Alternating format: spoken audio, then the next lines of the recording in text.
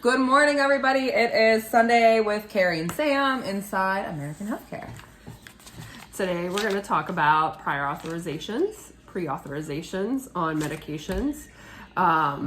Mainly medications. We'll do a separate one for imaging and testing. But Carrie's going to tell us a lot about prior authorizations. And how much they suck for everybody. They're terrible. So what is a prior authorization or a pre-authorization? So, Sam, a prior authorization is something that the insurance company requires the doctor's office to fill out. It is either a form online or on paper, and it states why a doctor feels that a medication that is not on their formulary is necessary. So each insurance company has their own formulary, right? Yes, and even different insurance companies who have multiple policies will have different medications that are covered under each type of policy. For example, Marketplace or Obamacare, which most people would know it as, there may be 10 different UPMC policies, 5 different gateway policies, for United Healthcare, and they all may or may not have a different formulary based on what your deductible is. Oh my goodness, that's a lot. It is. And so how often do these formularies change? Can they change? So most formularies change year to year, while some medications routinely stay the same. However, some formularies we have noticed have changed in the same calendar year where, one moment one diabetes medication was covered and another was not, and the next refill, the patient's saying, hey, now they're telling me I need to go back to this other med. And do you find that there is coverage for like a brand medication versus a generic? So sometimes, which is really strange. So in the last couple of years, a lot of the insurance companies have gone from generic Adderall, which is a controlled substance, to help treat ADHD mainly is what it's used for. And for a while, we were just doing prior auths for the generic. And then all of a sudden, a couple of the companies decided, oh, the Adderall is actually going to be our preferred medication. They call it preferred formulary.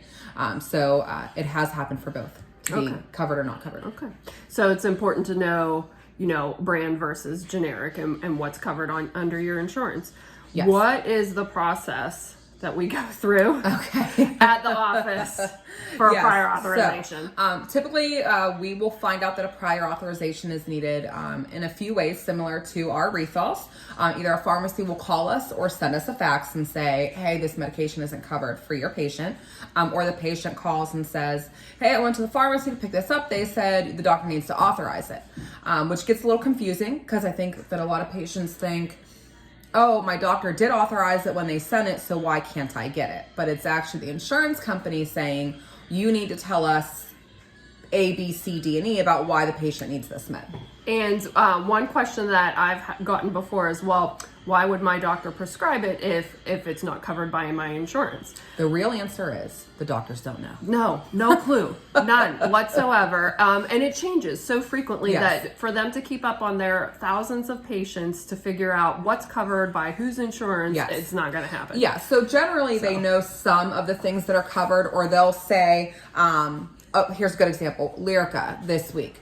A patient was previously on gabapentin, which was not working to control neuropathy. So the doctor said, if the gabapentin doesn't work, we're going to need to do Lyrica. It absolutely is going to need a prior auth. We know that that is one of the controlled substances that I don't think I've ever seen it. It's not covered. Covered without a prior auth. So sometimes they do know things like that.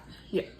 And so some patients might have a Medicare policy, and that might entail a couple different policies. So what's the best way to handle that? Yes. So sometimes patients who have Medicare have a separate supplemental prescription policy, which is not through Medicare. It might be through AARP or TRICARE, which is a military insurance. Could also be through any of your main ones, UPMC, United Healthcare, Aetna. So the biggest thing for the Medicare patients, I can say that would be helpful. So if you're taking care of your parents, medications for them, or you're communicating with the doctor's office, make sure we have both policies, the Medicare policy information and the supplemental prescription plan. I can tell you myself and Sam have definitely submitted to Medicare, and they say, hey, they only have medical coverage. They don't have prescription coverage under their plan. So the more information we have about your insurance, the easier it can be for us to submit your prior auth. Because if we don't know and we submit it to the wrong one, it's going to take a little bit longer. Yeah. And what can patients do to help this process go a little bit smoother? Yeah, so one of the big things that I think that we see a lot is, let's say for medication like Nexium, which treats GERD or reflux. So if you come into your doctor's office and you've been taking Prilosec at home on your own and it hasn't been working, make sure you tell him. Include this in my note that I've tried Prilosec, Pepcid, or any other type of medication that is similar to the issue you're having. Because even if we can't pull it from your notes in the hospitals or in the charting system, you telling us what you've tried and failed qualifies as information we can use to support our request to get the prior authorization from your insurance company. Right. So that's every little thing. If a medication gave you, a side effect of nausea or diarrhea Yes. that really wasn't tolerable for you, tell us, and that way we can put it in there. We submit to the insurance companies and we say, hey, they need this medication because X, Y, and Z caused these and they, issues, and they couldn't tolerate it. And then guess what? It usually gets covered. Yes. Carrie and I have gotten very good at getting medications covered, and the more information that you give us, the more information you give your doctor's office, the better. Another good one for that is for smoking cessation. So Chantix, big medication that helps people quit smoking, is not typically covered. And if you haven't tried a lozenge, a gum, and a patch in the past, Or Wellbutrin, it's not covered usually. Right. Which is crazy because they'd rather you keep smoking and not cover it than just cover it to see if you can quit. So the more information you give us definitely helps us. Yeah, so when you call us, just know that we probably do, or most doctors' offices, and I think it would be different for family practice and specialty, probably do at minimum 10 to 15 a week, and at max, I would say 25. And it does take 3 to 5 days for most insurance companies to approve it. It's not us. We have 3 days to do the prior auth or start the process. The insurance company then has 3 to 5 days to give us an answer.